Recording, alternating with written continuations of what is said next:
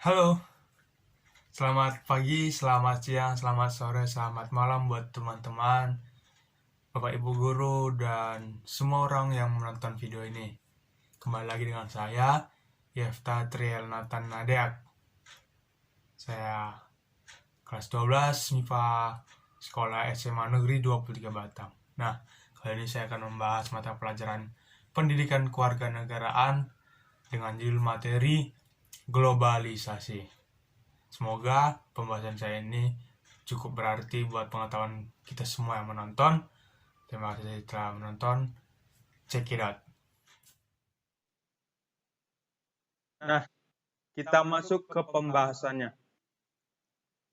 Globalisasi merupakan suatu fase perubahan yang dialami oleh masyarakat di berbagai penjuru dunia. Sekali lagi, globalisasi merupakan suatu fase perubahan yang dialami oleh masyarakat di berbagai penjuru dunia. Globalisasi ini dapat mengacu pada suatu kondisi perubahan sosial di mana suatu negara, suatu wilayah, ataupun masyarakat dapat saling terkoneksi satu sama lain, baik dalam bidang ekonomi, politik, sosial, budaya, dan masih banyak bidang lainnya. Jadi, globalisasi mampu mempermudah komunikasi antar dua orang atau lebih, walaupun itu dalam jarak tempuh yang sangat jauh.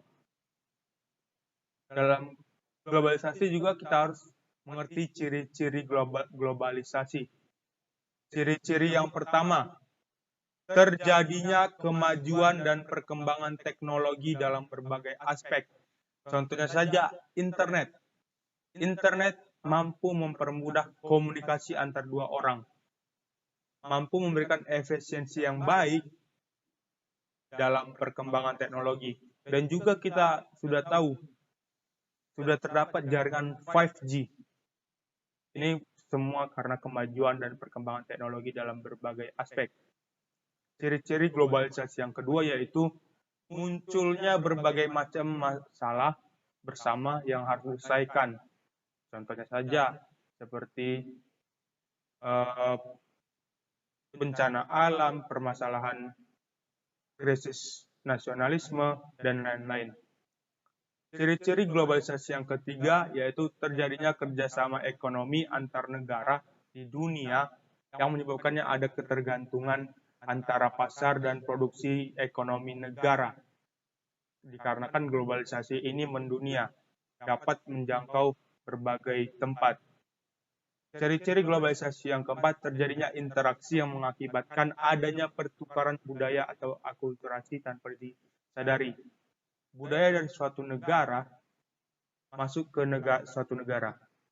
Dan budaya dari suatu negara ini menjadi bentuk kehidupan di suatu negara yang dimasuki tersebut. Itu dia teman-teman ciri-ciri globalisasi. Sedikit dari ciri-ciri globalisasi. Nah, di globalisasi juga tidak terjadi secara langsung begitu saja. Globalisasi yang kita lihat sekarang ini tidak langsung ada seperti sekarang ini. Semuanya itu terdapat proses perkembangan globalisasi. Mulai dari tahap pertama. Tahap pertama dimulai dengan manusia mulai mengenal perdagangan secara internasional. Ada begitu banyak penukaran informasi dan transfer budaya sehingga membuat era global di Indonesia bisa berkembang dengan cukup pesat. Tahap kedua proses globalisasi, adanya penyebaran agama serta adanya transformasi dari ilmu pengetahuan. Bukan hanya pembentukan jaringan di dalam sebuah perdagangan saja, beberapa umat agama juga menyebarkan agama melalui perdagangan. Tahap ketiga proses globalisasi, adanya perkembangan industri dan juga teknologi. Kita sudah lihat teknologi-teknologi yang sudah ada di zaman sekarang sudah sangat pesat dan sangat hebat. Tahap keempat adalah perkembangan dari pasar bebas. Nah, dalam globalisasi juga terdapat 4 aspek. 4 aspek ini saya rangkum. Yang pertama, aspek ekonomi.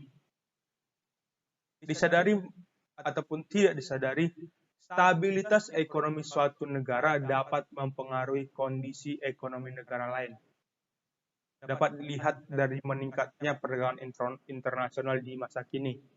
Segala transaksi jual beli antar negara dapat dilakukan dengan mudah melalui berbagai macam bentuk perdagangan seperti e-komersial, seperti Tokopedia, Amazon, Shopee, eBay, dan lain-lain. Aspek yang kedua yaitu aspek sosial budaya. Secara tidak langsung, globalisasi berkaitan dengan perang antar budaya yang dapat dilihat dari proses masuknya nilai, norma, cara hidup, hingga praktik kebudayaan secara terintegrasi dalam kehidupan masyarakat. Contohnya seperti pengaruh tren musik dari Amerika Serikat, kecantikan dan fashion ala Korea, ala kebarat-baratan, dan ada juga pengaruh K-pop dari negara lain. Budaya tersebut budaya dari suatu negara masuk ke negara lain.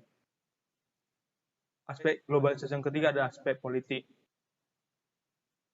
Aspek politik di era globalisasi juga dapat dilihat dari maraknya kegiatan politik untuk mempromosikan nilai-nilai universal secara luas atau global, yakni seperti masalah lingkungan, kesetaraan, hak asasi manusia, dan lain sebagainya. Aspek keempat adalah aspek kependudukan. Globalisasi juga menyentuh aspek kehidupan, di mana keterbukaan informasi, majunya teknologi, dan taraf hidup yang baik memungkinkan siapapun untuk melakukan mobilitas. Tidak lagi antar daerah, namun juga bisa antar negara.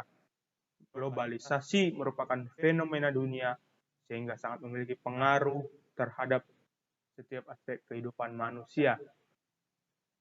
Dalam globalisasi juga terdapat faktor pendorong terbentuknya globalisasi. Yang pertama, kita sudah tahu pastinya perkembangan teknologi informasi. Faktor pendorong utama globalisasi yaitu kemajuan teknologi informasi dan komunikasi yang memudahkan proses pertukaran informasi di berbagai pelosok dunia. Contohnya kehadiran ponsel pintar, smartphone, serta internet koneksi 5G merupakan contoh dari perkembangan teknologi yang mendorong globalisasi terus terjadi. Faktor pendorong globalisasi yang kedua, banyaknya kerjasama internasional. Melalui sektor ekonomi, membuat banyaknya produk dari luar negeri masuk ke dalam negeri dan sebaliknya. Kerjasama internasional memudahkan terjadinya transaksi antar negara, yang kemudian turut meningkatkan jumlah produk yang masuk dari luar negeri dan juga sebaliknya. Faktor pendorong globalisasi yang ketiga yaitu karena kemudahan transportasi. Sistem transportasi yang semakin maju menyebabkan masyarakat mudah dalam berpergian ataupun mengirimkan barang meski terpisah jarak yang sangat jauh. Pengiriman barang dan jasa antar negara menjadi lebih mudah sehingga banyak produk asing yang masuk dan menjadi bagian dalam kehidupan masyarakat. Faktor pendorong globalisasi yang keempat, ekonomi terbuka. Selanjutnya, era globalisasi juga terjadi karena negara-negara di dunia mulai terbuka dalam bidang ekonomi, sehingga terjadinya perdagangan global yang menyebabkan berbagai macam produk saling bertukar dari satu tempat ke tempat lain. Dari produk-produk yang masuk itu tentunya juga mengandung budaya dan unsur dari negara lain yang mempengaruhi budaya dalam negeri sendiri. Nah, pastinya globalisasi memiliki dampak, baik itu dampak positif maupun dampak negatif. Dampak positif yang pertama, komunikasi dan transportasi manusia semakin dinamis dan mudah. Terbukanya lapangan pekerjaan bagi para pencari kerja. Meningkatnya toleransi dan semangat membantu antar manusia di dunia. Makin banyak negara menganut sistem demokrasi, kesatuan, dan lain-lain. Memperkaya unsur kultural bangsa. Lalu warga didorong untuk aktif bagi negara. Nah, dampak negatif yang pertama globalisasi. Mengusung gaya kapitalisme dan liberalis sehingga berpikiran bebas. Dampak negatif globalisasi mampu memberikan akses bagi pengusaha asing untuk menguasai modal di dalam negeri. Terjadinya kesenjangan sosial, suatu negara dibanjiri oleh barang-barang dari luar negeri, muncul sikap politik yang jauh dari kepribadian suatu negara seperti Indonesia, seperti aksi demonstrasi yang diikuti perilaku anarkis sehingga menimbulkan kerusuhan. Nah, kita juga dapat menghadapi sistem atau kejadian globalisasi ini. Bagaimana saja upayanya? Yang pertama, mencintai produk dalam negeri. Jika kita adalah rakyat yang sangat memiliki integrasi yang tinggi, kita harus memiliki sikap yang bisa dikembangkan, yaitu mencintai produk dalam negeri untuk menghindari gaya hidup ala kebarat-baratan yang berlebihan. Upaya yang kedua yaitu meningkatkan daya potensi nasional.